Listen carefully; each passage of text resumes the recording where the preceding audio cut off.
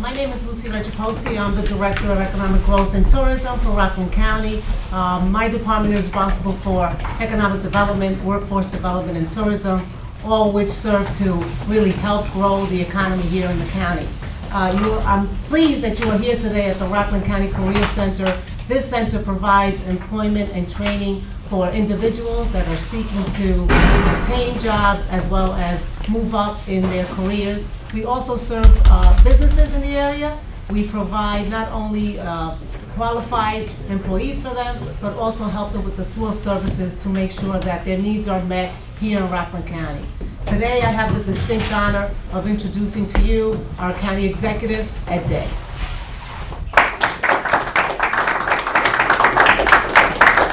Thank you very much, Lucy. Well, we all know why we're here. This is the introduction of the proposed 2017 Rockland County budget. We have a sub-theme to it. It's called Promises Kept. 3 years ago, the people of Rockland put their faith in me to fix the county's finances. I've accepted that challenge, and I promised I would do that and at the same time improve county government, make it more efficient and less costly, end the unsustainable tax and spend cycle, and to laser focus on fixing Rockland's finances. I am proud to say that the budget I am proposing today continues to keep those promises. My proposed budget for 2017 stays within the very strict 1.17% property tax cap set for Rockland by the state. Once again, we are reducing spending. We are proposing a 3.5% cut in expenditures in 2017, just a year after the largest spending cut in recent Rockland history. We have stabilized our workforce and are reorganizing several departments for maximum efficiency.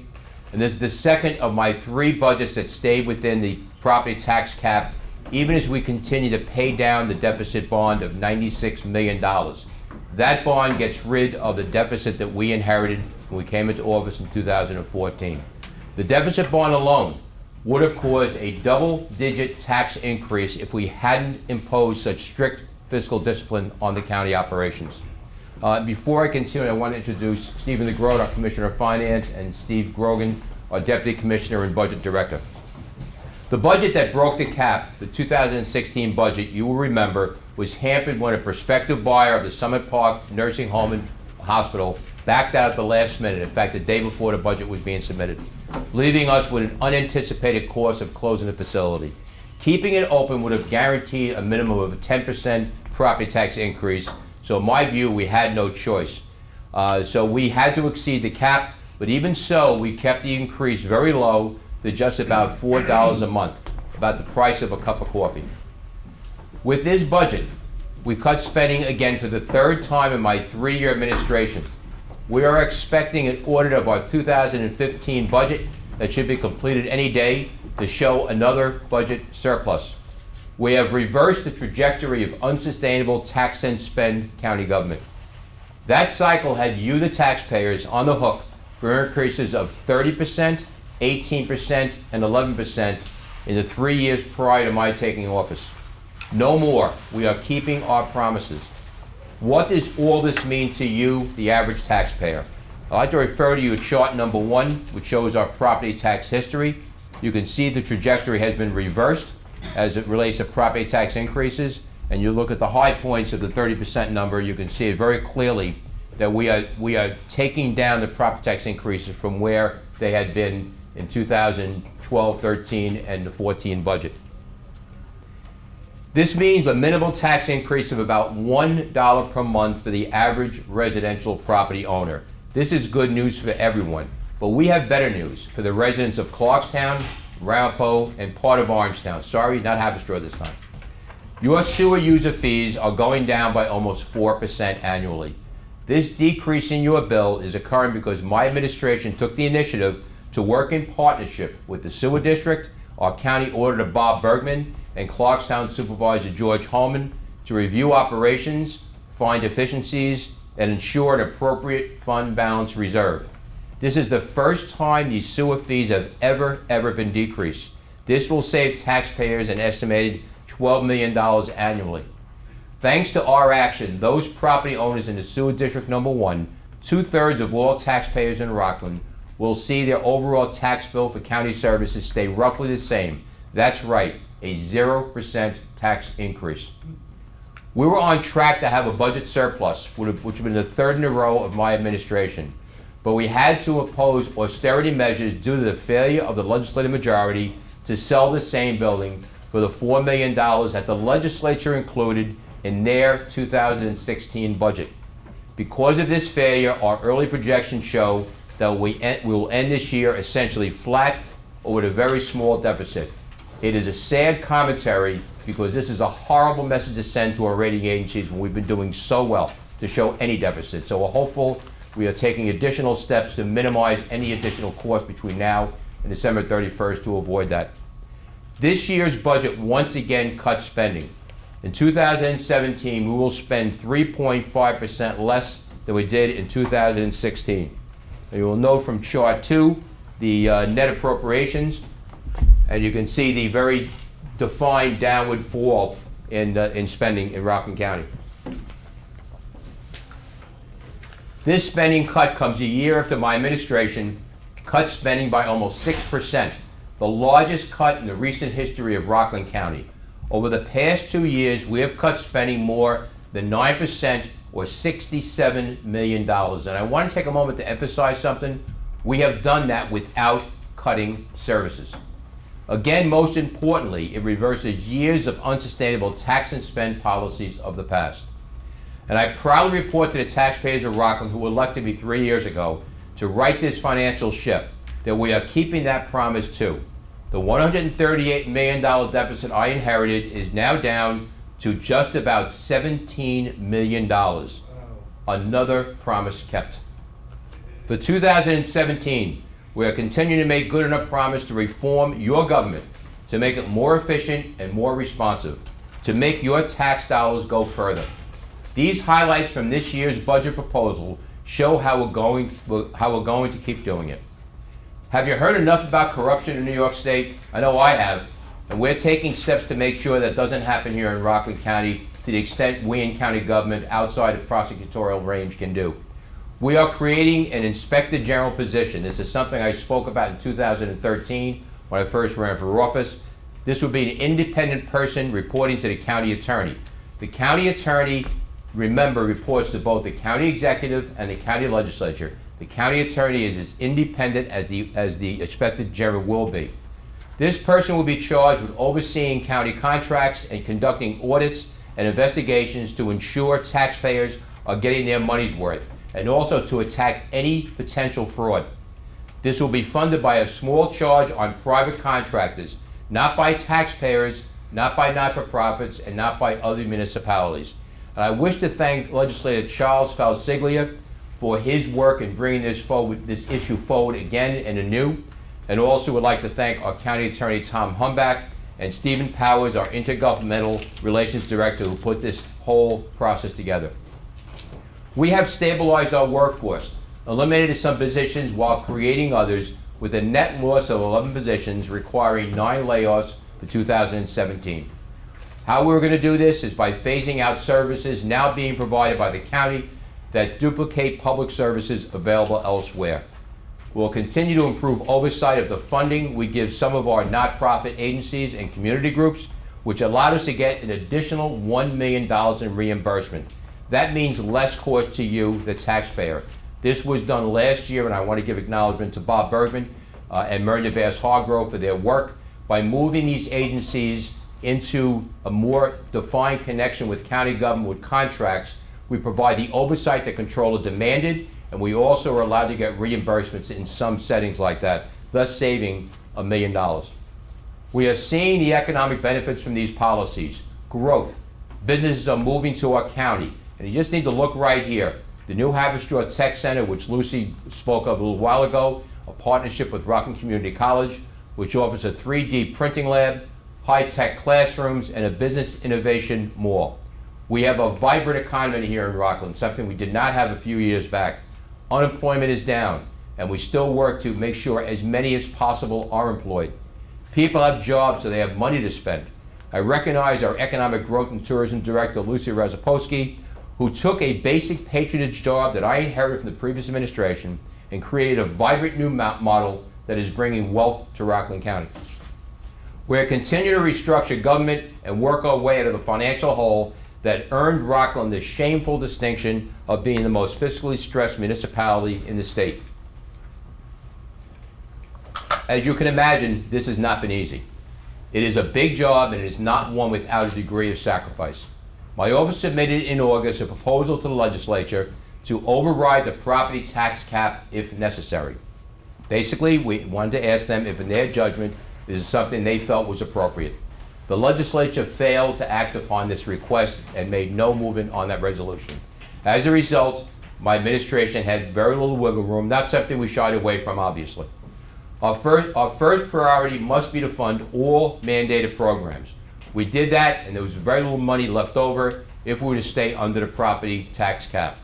Many community-based agencies that had to wait every year to see if they would get funding are now part of the county budget, so their funding was assured, along with oversight and a set of performance and expectations, as was directed by the controller.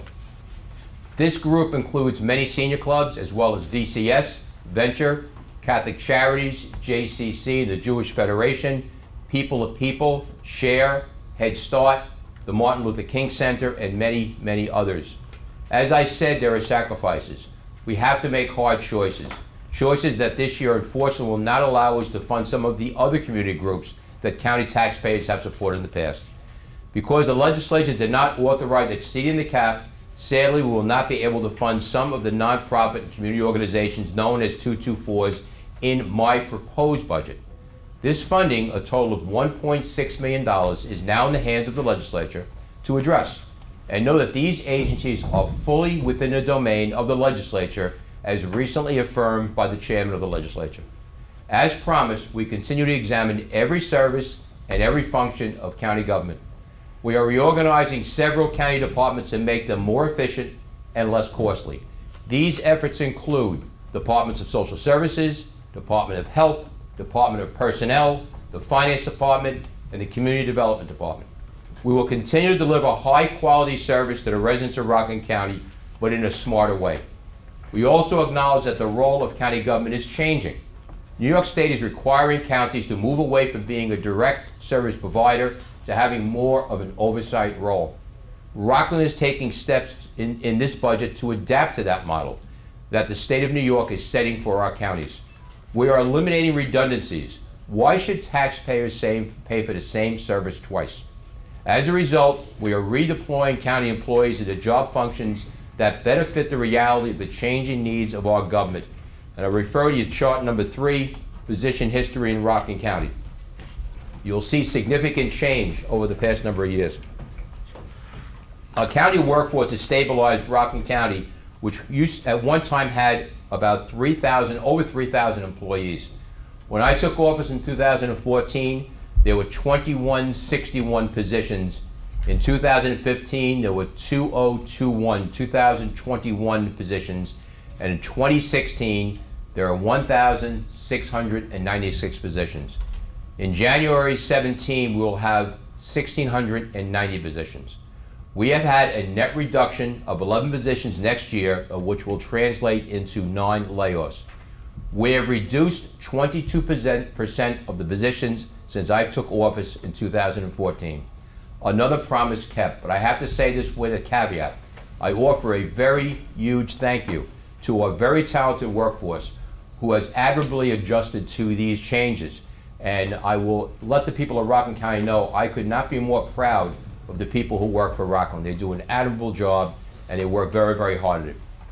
In the Department of Health, people being served by our AIDS clinic will eventually have their care transferred to more comprehensive community care providers, including those at federally qualified health centers, which are already supported by your tax dollars.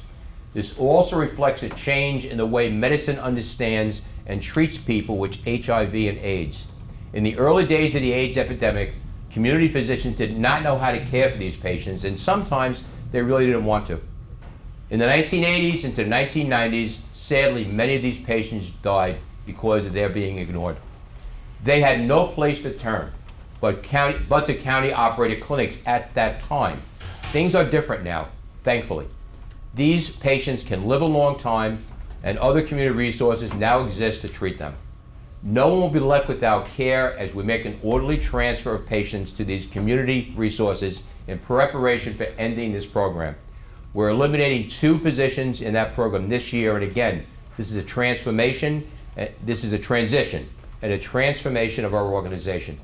Similarly, our petroleum bulk storage program is winding down, and its function will be performed by the State Department of Health. And we do have that in writing, by the way, which is also funded by your tax dollars. Rockland will join most counties in New York that rely on the state for those inspections. This will allow us to continue to protect the environment while at the same time eliminating 4 positions. We will make sure the inspections are done. In the words of Ronald Reagan, trust but verify. In community development, our new director, Human Rights Commissioner, Dr. Penny Jennings, is doing a remarkable job and has undertaken a complete reorganization, resulting in a net reduction of 3 positions. In the interest of making your government more responsive, we're also creating positions. These positions reflect the current needs of our county in a cost-effective way. And I want to emphasize this: essentially, these changes will cost the taxpayers less. We wanted to do more, but sadly, some of the legislative majorities continue to politicize governance, turning down resolutions for organizational redesign that would have actually saved taxpayers more money. Petty politics will not stop our progress, nor will it stop the transformational effort that is incorporated in this proposed budget. In addition to the Inspector General, whose salary will be covered by a surcharge on private contractors, we will be hiring a network administrator to enable us to beef up our cybersecurity. At my direction, there were tests done recently to see just how strong we were to a cyber attack. And it was clear that while we were strong, we needed to be better and more up to the task that our present day brings us to. We have also reinstituted a Veterans Burial Coordinator to assist the families of our heroes. We are losing our World War II and Korean War veterans at a very, very rapid rate. The very least we can do for those who served is to ensure that when they pass, their families have the assistance they need to ensure they are respectfully buried and interred in our county veteran cemeteries. We also have funds set aside to hire an associate planner to help evaluate proposals before the planning board, which is part of the promise I made to preserve our quality of life here in Rockland. Our planning department, in my direction, no longer is merely reactive. We are looking at the use and at times the abuse of land use matters here in this county. We have worked with our Rockland County Sheriff Lou Falco to reach an agreement to improve safety in our public buildings, something I spoke of about a year ago. I felt that our targets were very weak, our buildings, and we needed to harden them, and I felt very strongly armed security officers, well-trained professionals, were critical to that effort. I want to thank Sheriff Falco for his efforts. In 2017, as part of his budget, we are transferring the security division in the general services budget to the Sheriff's Department, and will hire 3 armed guards. We are expanding services for our youth, particularly those who are experiencing bumps in the road to adulthood, something that happens to every family in this county. Our innovative partnership for safe youth recently won a competitive $4 million federal grant to expand services to our young people with mental illness. This grant does not include 1 penny of local tax dollars. This budget also keeps our promise to the credit rating agencies. When I took office, Rockland's bonds were rated 1 step above junk.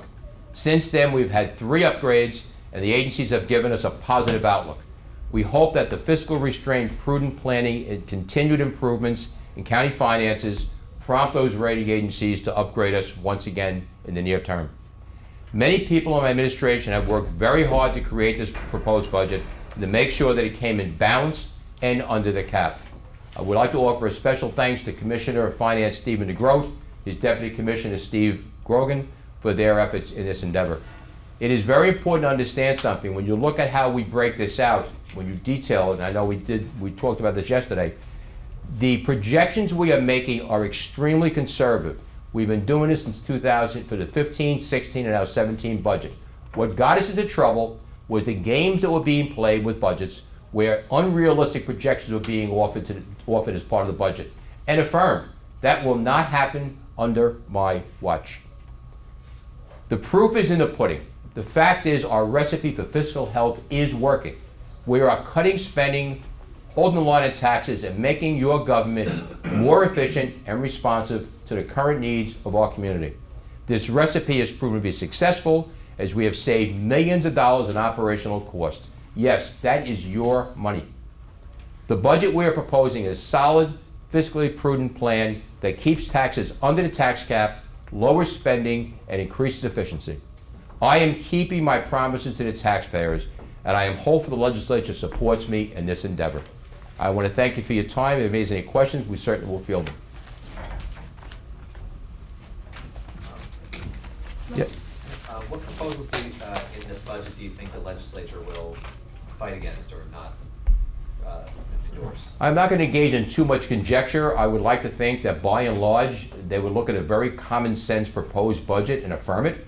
I certainly believe, based upon the commentary I've heard from Legislative Chairman Wolf in the most recent edition of one of the local papers, that he has ownership over these 224s. He is telling us he's establishing new methods of overseeing them. And again, these are items that are funded by the legislatures, their agencies. So I would suspect they will consider putting that back in the budget. Of course, that would mean a slight increase in taxes, but that's entirely their call. Yes? How will this surcharge on contractors to cover the cost of the IG be implemented? What amount is going to be put on them, and what will it be based upon? The fact that they're headquartered here or on projects that they're involved in here? Tom? We're looking at these Come to the options. mic. Yeah, I know 2% was a number, but if there's any other details, Tom and Steve Powers developed this issue. We've been working with our Department of Planning to come up with the contracts that we're allowed to look into. And there are issues of public policy as well. The idea is that there will be a 2% charge on contracts with these private contractors, these private for-profit contractors, that would go towards the oversight as well as the procurement, and to defray the cost of these things that the county has to focus on more. And also, while we're on the topic, we cannot unilaterally create this position. It's part of the budget, along with the positions we actually submitted and were not even considered by the legislature. So as being part of the budget, the legislature will have their say in this. Know that we did submit a resolution for this specific position already. That will be delivered today with the proposed budget also. Any other questions? Oh, I want to acknowledge the village mayor. Mike, how are you doing? Thank you for having us up here today. Absolutely, we're happy Okay, good to be here. One question, huh? I want you off topic on something else, but Up here or somewhere else? somewhere. Okay, somewhere else, okay. All right, yes. My concern on this surcharge on contractors is that it'll be passed on to the customer. So now it's the cost of doing more business in the county, and I'm concerned about that. I mean, on $1 million contract, you're talking about $20,000, Mhm. Which will be passed on to the end user. Yep. Look, it's a balance, Hector. I'm not going to quarrel with that. I am confident that this effort will improve the way contracts are done here in Rockland County.